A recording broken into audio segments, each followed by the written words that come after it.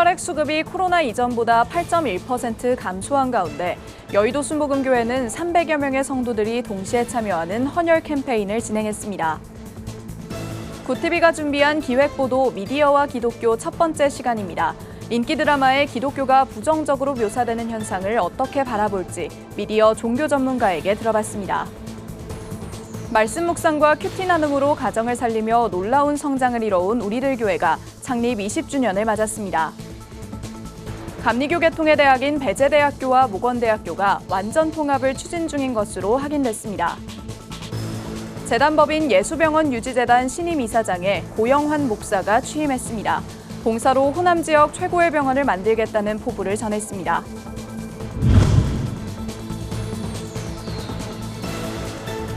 시청자 여러분 안녕하십니까? 구티비 뉴스입니다. 대한적십자사의 혈액사업 통계에 따르면 코로나 이전보다 혈액 수급이 8.1%나 감소했다고 합니다. 여의도 순복음교회는 1988년부터 36년째 이어온 사랑의 헌혈 행사를 지난 주일에 진행했는데요. 300여 명의 성도들이 동시에 헌혈에 동참하며 사랑을 전했습니다. 현장을 장세인 기자가 취재했습니다. 여의도 순복음교회 앞으로 헌혈버스가 길게 들어섰습니다. 버스 안에는 주일 예배가 끝난 후 헌혈을 하러 온 성도들로 가득합니다. 여의도 순복음교회가 18일 사랑의 헌혈 행사를 진행했습니다. 여의도 순복음교회 안수집사회가 주관하고 한마음혈액원과 대한적십자사가 공동으로 진행하는 이 행사는 1988년에 처음 시작했으며 코로나 기간에도 빠뜨리지 않고 계속해 올해로 36번째입니다. 초등학교 3학년 때 처음으로 헌혈에 참여했다는 한 성도는 중년이 되어서도 어김없이 사랑을 전하는 일에 동참합니다. 저희 오빠가 여기서 봉사했거든요. 그 오빠가 봉사하는 그 노래를 들으면서 같이 이렇게 온 가족이 참여했던 것 같아요. 제 혈액형이 좀 특이한 혈액형이라서 그 AB형이라서 모자랐다고 하더라고요. 코로나 때문에 한참 못하고 있다가 오늘 교회 오기 전부터 되게 헌혈하러 가야지라는 마음으로 왔거든요. 그래서 마음이 되게 뿌듯하고 이제 코로나 다 끝났구나. 이번에 처음으로 헌혈에 참여해보는 성도도 있었습니다. 네, 헌혈은 처음이에요. 사실 교회 안 나오다가 나와가지고 매년 하는 줄 몰랐었는데 되게 뜻깊은 것 같기도 하고요. 좋은 계기인 것 같아서 일단 헌혈해보려고 하고 있었어요. 여의도 순복음교회는 세계 헌혈자의 날이었던 지난 14일 교역자와 직원들을 대상으로 헌혈 행사를 한 차례 먼저 진행했습니다. 전교인을 대상으로 진행한 이번 행사를 포함하면 300여 명이 헌혈에 동참했습니다. 누적 참여자 수는 지난해까지 약 8만 명에 이릅니다. 성도들이 기증한 헌혈증은 여의도 순복음교회 안수집사회에서 보관하면서 필요한 환자들에게 도움을 줄 예정입니다. 지금 우리나라의 헌혈이 코로나로 인해서 굉장히 혈액이 부족하다고 이야기를 많이 들었습니다. 여의도 순복음교회도 적극 참여해서 부족한 혈액을 공급하는 데 앞장서는 데 많은 노력을 하고 있습니다. 코로나19로 인해 헌혈 수급이 어려워지자 한국교회와 성도들은 한 번의 헌혈로 3명의 생명을 살리기 위한 1+3 캠페인 등 헌혈증 기부운동 대한민국 피로회복 캠페인을 이어오고 있습니다. 이날 여의도 순복음교회를 뜨겁게 달군 헌혈의 열기가 한국교회를 넘어 우리 사회로 뻗어나가길 기대해봅니다. 구티비 뉴스 장세인입니다. 전 세계인이 볼 수 있는 OTT 플랫폼에서 한국 드라마의 인기가 여전합니다. 다만 안타까운 점은 드라마 속 기독교인들이 부정적인 이미지로 묘사되는 경우가 많다는 겁니다. 구티비 뉴스에서는 이런 현상을 기독교인들이 어떻게 바라보고 대처하는 것이 좋을지 고민해보는 미디어와 기독교 기획 보도를 준비했는데요. 오늘은 그 첫 번째 시간입니다. 최근 미디어에 재현된 종교를 연구한 전문가를 만나 물었습니다. 보도에 김혜인 기자입니다. 너 방금 그 말 신성 모독이야. 회개에 천벌받기 싫으면. 우리 내부에 하나님의 뜻을 저버린 사탄 들린 놈이 있는 게 분명해. 더글로리 속 성가대원이자 마약 중독자 사란의 가족, 수리남의 마약 범죄자 사이비 교주 전요한 목사, 오징어 게임 속 목사 아버지, 드라마나 영화에 재현되는 기독교인들은 위선적이며 탐욕스럽고 신앙을 도구로 삼는 부정적인 이미지로 묘사됩니다. 신간 미디어 종교로 상상하다를 집필한 저자는 서울여자대학교 미디어와 종교 전공 교수입니다. 저자를 만나 미디어에 나타난 기독교인에 대한 부정적인 재현의 의미를 물었습니다. 기독교에 대한 부정적인 재현이나 부정적인 이미지를 만들어가는 것이 어떤 그런 개인적인 차원의 악의로 설명되기보다는 그것이 이미 우리 사회에 널리 퍼져 있는 대중의 어떤 인식에 부합한다는 그런 판단이 있기 때문에 그런 묘사들이 가능해진 거고, 개신교에 대해서 비판적인 그런 목소리가 다른 종교에 비해서 훨씬 더 강하거든요. 박 교수는 타 종교에 비해 기독교가 지탄받는 이유를 국민 대다수가 개신교를 우리 사회에서 권력으로 인식하기 때문이라고 말합니다. 1990년대 초반, 80년대까지만 하더라도 어떤 한국의 종교 보도에서 비판적인 대상은 불교였죠. 2000년대 들어서 이제 아주 본격적으로 개신교에 대한 비판적인 목소리들이 높아졌는데, 언론인들은 이렇게 얘기합니다. 권력이라는 이야기를 합니다. 그러니까 그 기간 동안에 한국 사회에서 개신교는 권력으로서 인식되기 시작을 했고, 스스로 권력이 된 측면도 있습니다. 미디어는 강력한 의제 설정 기능이 있습니다. 이 때문에 미디어에 종교가 부정적으로 재현될 때 종교인은 신앙과 미디어를 구분해 소비하거나 특정 콘텐츠를 적대적으로 규정해 비난하기도 합니다. 왜곡된 교회 이미지에 억울함을 표시하는 교인들도 있습니다. 하지만 이는 소통이 단절될 뿐 올바른 대응 방식이 필요하다고 강조합니다. 그 세상의 이야기를 들을 때 제일 좋은 통로는 저는 미디어라고 생각을 하는 거죠. 그러니까 미디어 속에서 개신교를 어떻게 바라보고 있는지, 어떤 기대를 가지고 있는지, 그 세상을 읽어내고 세상이 교회에 대해서 어떤 이야기를 하는지를 듣는 그런 통로로 사용했으면 좋겠다라는 게. 저자는 종교의 비판적인 저널리즘의 사례에서 확인할 수 있는 것은 종교에 대한 기대라고 설명합니다. 옥하는 목사가 소천했을 때 언론의 보도와 기독교 가사로 랩을 만드는 래퍼 BY에 열광하는 젊은 세대들을 보면 세상이 기독교에 기대하는 바를 알 수 있습니다. 사랑, 정의, 포용 등 물질주의 사회의 기독교 가치가 대안이 되어달라는 기대입니다. 여러 가지 기대들이 있는데 그것들을 종합하면 세속사회와 달라야 한다는 거죠. 종교를 비판하는 모습 속에는 세속사회와 다르지 않은 종교의 모습에 대해서 비판해요. 반면에 칭찬하는 모습은 세상과 다를 때입니다. 뭔가 약자들을 돕고 사회를 개혁해 나가고 더 나은 세상이 되도록 만들어가는 것. 2023년을 살고 있는 우리 현재 한국교회가 제일 힘써야 하는 것 중에 하나가 세상과의 관계 설정이라고 생각합니다. 세상과 구분되지 못하는 기독교가 멸시받는 시대, 면죄부를 팔아 성당에 배를 불리던 종교개혁이 떠오릅니다. 미디어와 종교를 연구하는 박 교수는 우리에게 필요한 건 세상 미디어를 외면하는 게 아닌 세상이 기대하는 것과 기독교인이 힘써야 하는 것 사이에 접점을 늘리는 것이라고 말합니다. 굿TV 뉴스 김혜인입니다.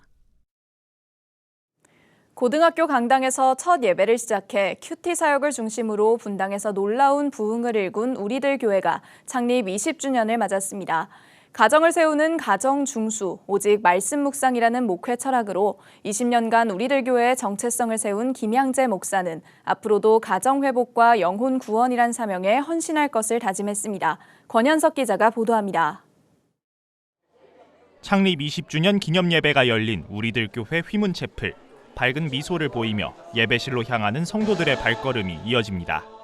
정말 화살같이 빠르게 열심히 이렇게 앞만 보고 달렸던 것 같습니다. 물론 목사님과 함께 달려온 세월이지요. 너무너무 기쁘고 생각만 해도 눈물이 나고요. 예배가 시작되자 1층과 2층 또 외부 좌석까지 가득 채운 성도들은 여느 때보다 뜨거운 찬양에 박수로 화답하고 기도 중 눈물을 흘리기도 합니다. 창립 20주년을 맞이한 우리들 교회는 특별한 집회와 행사 대신 새신자를 초대하는 전도 축제를 진행했습니다. 20년간 교회가 지켜온 사명대로 오직 영혼 구원과 가정 회복에 집중하기 위해서입니다. 저 여동생이 지금 너무 힘들어해서 그러면 우리들께 와서 설교 한번 듣고 또 이렇게 남목장 한번 나가보라 이렇게 했더니 흔쾌히 이렇게 왔습니다. 오늘 잘 케어를 해가지고 우리들께 정착 잘하고. 김양재 담임 목사가 20년 전 서울 휘문고등학교 강당을 빌리며 예배가 시작된 우리들 교회. 서로의 죄를 고백하는 큐티 운동과 목장이란 이름의 소그룹 사역은 많은 성도들을 하나님 품으로 인도했습니다. 성도들이 모이며 현재는 판교 채플을 포함해 4만 명 이상이 출석하는 부흥하는 교회로 성장했습니다. 김 목사의 목회 철학은 많은 목회자들에게도 큰 도전과 영감을 주고 있습니다. 가정중수 말씀 묵상 사역이 이제 강에서 바다로 나가는 한국 교회에 그런 좀 울림이 있으면 좋겠다는 생각을 하게 됩니다. 가정을 지켜야 나라도 살고 교회도 산다고, 그게 말씀 묵상과 그 가정중수 운동에서 비롯된다고 생각이 돼요. 교회 측 집계에 따르면 이날 휘문채플과 판교채플에서 동시 진행된 전도축제를 통해 영접 기도를 받은 새 신자는 2천여 명입니다. 날마다 부흥의 역사를 써가고 있는 우리들 교회는 앞으로도 영혼 구원과 가정 회복의 사명을 감당할 것을 다짐했습니다. 구TV 뉴스 권현석입니다. 감리교에 뿌리를 둔 배재대학교와 모건대학교가 통합에 나섰습니다. 18일 배재대와 모건대에 따르면 두 대학은 지난달 교육부가 진행하는 글로컬 대학 30사업에 완전 통합을 전제로 한 개의 신청서를 제출했습니다. 사업 선정 시 5년간 1,000억 원을 지원받을 수 있어 대학 간 경쟁이 치열한 가운데 두 대학은 사업 선정 여부와 상관없이 감리교 개통이라는 신학적 배경과 건학 이념의 공감대 속에서 통합 추진을 이어가겠다는 의사를 교육부에 밝힌 것으로 알려졌습니다. 기독사립대학 간의 통합 추진은 지난달 전주대, 예수대, 비전대 등 전북 지역 대학 통합 선언에 이어 이번이 두 번째 사례입니다. 재단법인 예수병원 유지재단이 이사장 이취임식을 열었습니다. 16일 전주 예수병원 4층 예배실에서 열린 이번 이취임식에는 예수병원 재단 이사회를 비롯해 직원 등 300여 명이 참석했습니다. 임기수 전 이사장은 이 임사를 통해 예수병원은 그동안 교계와 지역사회 발전을 위해 많은 노력을 기울여왔다며 앞으로도 새로운 신임 이사장과 함께 전북 선교의 거점이 되는 병원으로 나아가길 바란다고 소감을 전했습니다. 고영환 신임 이사장도 취임사에서 임기 중 역할을 다짐했습니다. 네, 우리 예수병원이 가장 좋은 그런 건전한 병원으로 세워가도록 최선을 다하고, 그리고 또 많은 또 도민들을 위해서 봉사하는, 또 하나님 나라를 이 땅에 이루어가는 그런 귀한 병원이 될 수 있도록 그렇게 최선을 다하겠습니다. 고 이사장은 이어 민주적이고도 합리적인 정책 수립과 실현을 통해 호남 지역 최고의 병원을 만들겠다고 포부를 전했습니다. 최근 미국 백악관에서 열린 성소수자 기념 행사에서 한 트랜스젠더가 상반신을 노출해 논란이 일고 있습니다. AP통신 등에 따르면 최근 백악관에서 진행된 LGBTQ 프라이드 먼스 행사에 참석한 트랜스젠더 모델 로즈 몬토야는 자신의 트위터에 역사상 가장 큰 프라이드 깃발이 걸린 백악관 행사에 참석하는 영광을 누렸다는 글과 함께 1분 길이의 영상을 게시했습니다. 해당 영상엔 여러 행사 장면과 함께 몬토야가 다른 트랜스젠더들과 상반신을 노출한 채 환호하는 모습이 담겨 논란이 됐습니다. 몬토야는 보수주의자들이 자신의 영상을 악용하고 있다며 워싱턴 DC에서 상의 탈의는 합법이라고 반박했지만 백악관은 이후 성명을 통해 몬토야의 행동이 부적절하고 무례했다며 향후 행사에 초대받지 못할 것이라고 밝혔습니다.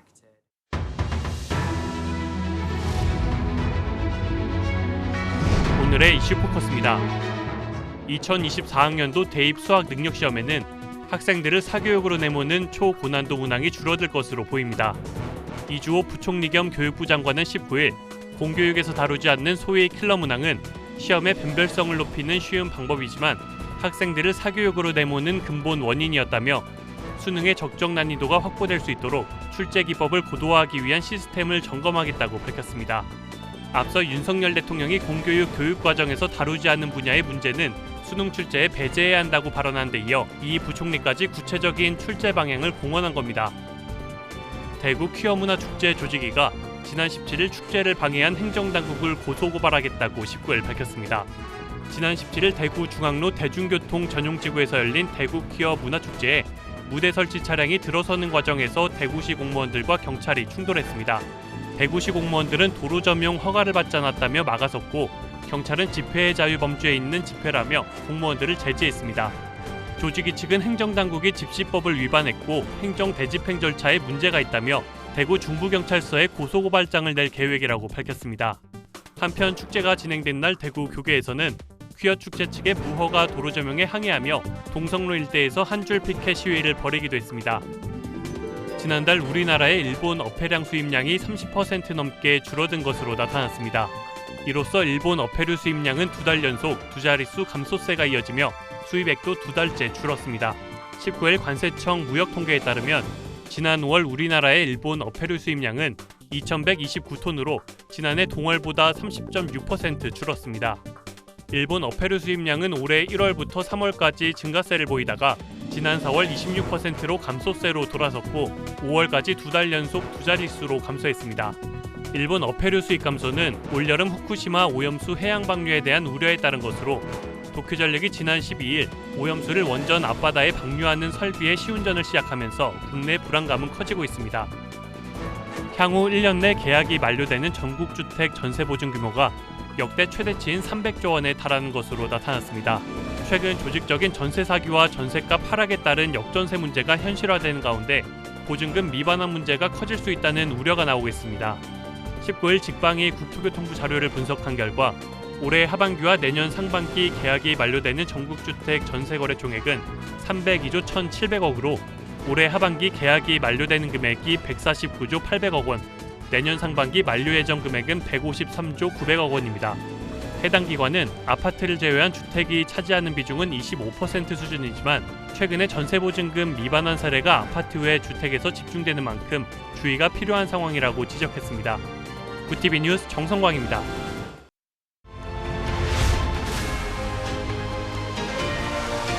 구TV 월드와이드입니다. 미국과 중국의 신냉전 구도가 심화하는 상황 속에서 양국 외교장관이 베이징에서 만났습니다. 토니 블링컨 미 국무장관과 친광 중국 외교부장은 현지 시간으로 18일 베이징에서 회담을 가졌습니다. 중국 외교부에 따르면 친광 부장은 미국 측에 대만 독립을 지지하지 않겠다는 약속을 이행할 것을 촉구했다고 밝혔습니다.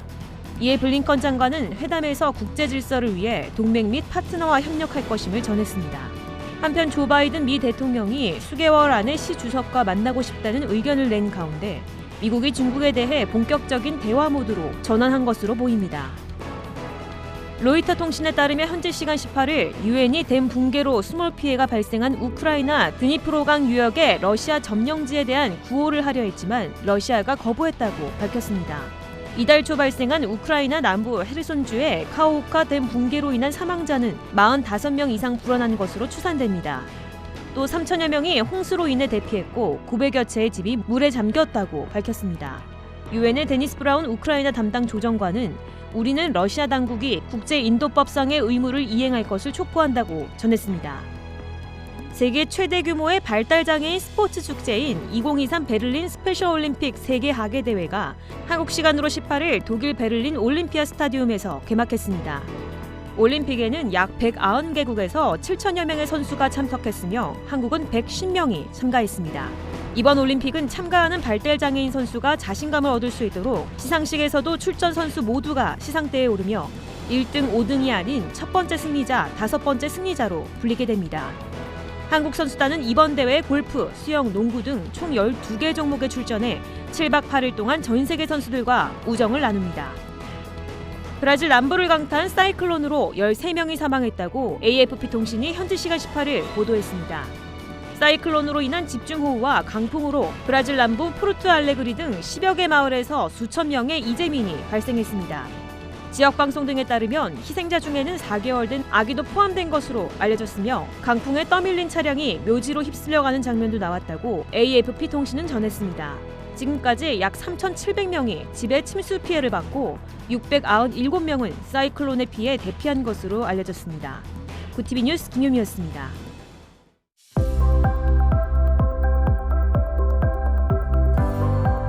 땡볕더위가 이어지는 가운데 서쪽 지역을 중심으로 폭염특보가 내려져 있습니다. 내일은 전국이 흐린 가운데 남쪽에서 비구름이 유입되겠는데요. 충청 이남과 제주부터 비가 내리기 시작해 수요일에는 전국으로 확대되겠습니다. 이번 더위는 비가 내린 후 조금 누그러지겠습니다. 이어서 전국 날씨입니다. 내일 한낮 최고 기온은 서울 30도, 대전 29도, 강릉 26도가 예상됩니다. 남부지방의 경우 대구 29도, 광주 30도, 부산은 26도를 보이겠습니다. 날씨였습니다. 후쿠시마 오염수 방류에 대한 불안이 커지며 2달 연속 한국의 일본 어패류 수입량이 30% 넘게 감소했습니다. 지난 16일 여론조사에선 일본 정부가 후쿠시마 원전 오염수를 방류할 경우 일본산 수산물을 수입해선 안 된다는 의견이 70% 이상이라고 발표됐는데요. 커져가는 국민의 불안감을 진정시킬 수 있도록 눈높이에 맞춘 정부의 소통 노력이 어느 때보다 중요합니다. 이상으로 뉴스를 마칩니다. 함께해 주신 여러분 고맙습니다.